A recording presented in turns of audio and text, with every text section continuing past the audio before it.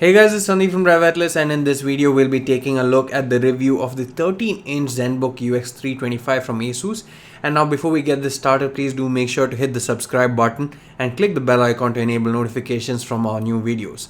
Now let's get this video started.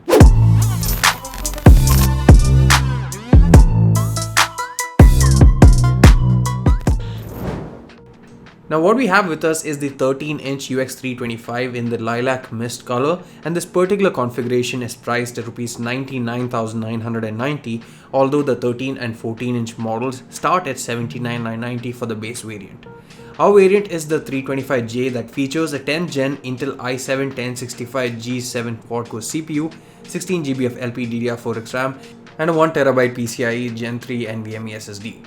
Let us start with the design itself, which to be honest hasn't changed much since the last couple of Zenbooks that we reviewed, the UX331 and 434, and that is not necessarily a bad thing. Of course, someone upgrading from the older generation Zenbooks might want to change, but for most, this design still nails it in terms of the overall build quality and ergonomics.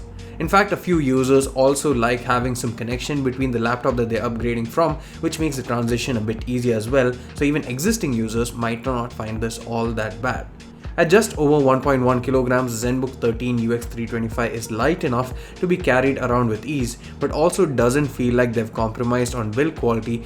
The slim sub 14mm thickness and small footprint also makes it easy to slide into almost any bag, even if you don't have one with a dedicated laptop compartment.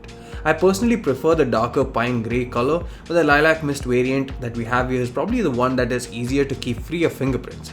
It's a silvery color with a touch of pink, and you get Asus's signature concentric circle pattern on the A-plate.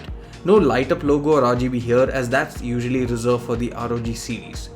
Despite the slim profile, they've managed to pack in good connectivity options with two USB Type-C, Thunderbolt 3 ports and an HDMI 2.0 port, while you have a microSD card reader and a USB Type-A 3.2 Gen 1 port as well on the right side.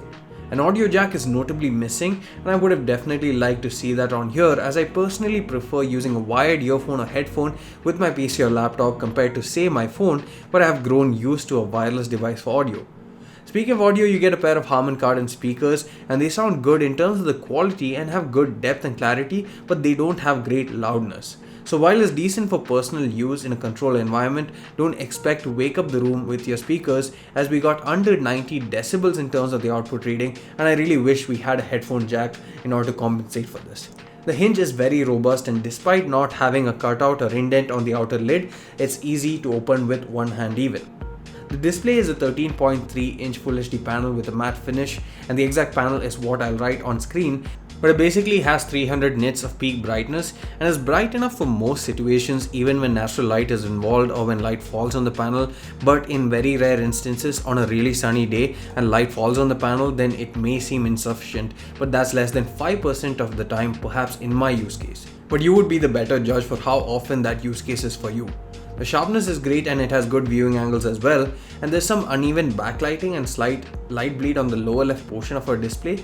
And we like how Asus has managed to keep the bezels also fairly small, and most importantly integrated a webcam into the upper portion as well.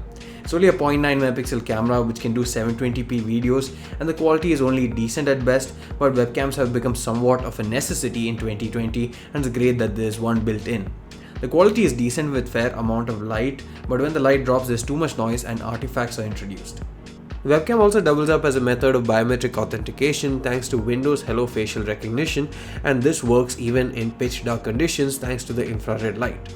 Now there's no fingerprint scanner on board, but this works so well and fast and is really accurate that it doesn't really matter, and I would prefer this over a fingerprint scanner any day because this even works in the dark.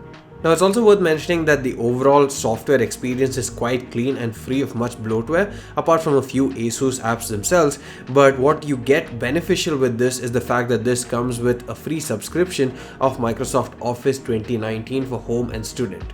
So that's something that most brands don't give, but Asus is bundling it, and that's awesome, especially for a laptop like this where you're expected to do a lot of word processing. The trackpad is large and is made out of glass, and it offers great feedback when clicked, but I quite didn't like the smoothness of it, and I felt that it was a bit too rough for my liking. Asus bundles a calculator within the touchpad that can be enabled by long pressing the upper right corner of the trackpad, and to be honest, I found this gimmicky and I still do. It works, but it isn't all that intuitive and doesn't really help overcome the lack of a 10-key keyboard. But there may be some folks who like this just for the cool factor, and if this impresses you, then you are the target audience. In terms of the keyboard, the feedback is good and there's sufficient travel as well as practically no deck flex, but the entire thing seems too squashed and the spacing seems a bit wrong. Looking at the 14-inch model, you'll realize that they had to reduce the key size to accommodate it on the 13-inch model, and this seems to be what has caused the issue. If you're someone who plans to use a laptop for a lot of word processing, then it's probably best to get the 14-inch version. The SSD that we got was an Intel 660p series, and the performance is not exactly great when you think of it. In fact, it seems like they've given faster and better performing Samsung drives on the international variants, but in India they have decided to discreetly cut costs here.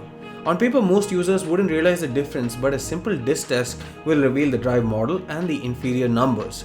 It's still good enough for most regular tasks, but why do we get something inferior? The SSD is upgradable and isn't soldered, but the RAM is, and hence you cannot upgrade it. In terms of performance, this is definitely something that a casual user would be happy with, say for browsing, light word processing, maybe some photo editing and video watching. But if you think of editing videos or gaming of any sort, then this isn't the machine for you. The CPU is quick to heat up and also throttles the performance as a result, and this is because of the tendency to limit fan noise, so even at the highest level it's pretty silent, but as a result it also affects performance. We did run benchmarks on this, and I'm not gonna get into details because, as I mentioned earlier, this isn't really targeted towards gamers or creators. It's also worth mentioning that even with regular daily tasks, we got upwards of 45 degrees on the bottom and low 40s temperature on the keyboard deck, save for the chin on the display, which too got pretty hot, that is high 40s, and we think that another reason for not extending the display all the way further down was to avoid direct contact with the heat from the vents. The laptop supports Wi-Fi 6 technology, but unfortunately, we currently don't have a connection that can take true advantage of this capability in our tests. Comparing the speed from a device connected to Ethernet and the UX325 over 5GHz Wi-Fi, we can say that the results are identical, at least for the speeds that we were expecting on our connection. The laptop comes with a 67 Wh battery and charges over USB Type-C port on the left. You get a 65 Watt USB Type-C charger in the box, and there's a charging indicator on the side as well. A full charge takes around 2 hours, and in terms of battery life, we got between 7.5 to 9 hours on a single charge depending on the activity that we were doing, which in any case was not very heavy tasks. Just browsing, typing out scripts, video watching, chatting, and light photo editing at max. Overall, the Zenbook UX325 is a great laptop, and it does whatever it is supposed to do well, really well. And this is why I would recommend this for casual users and for business users.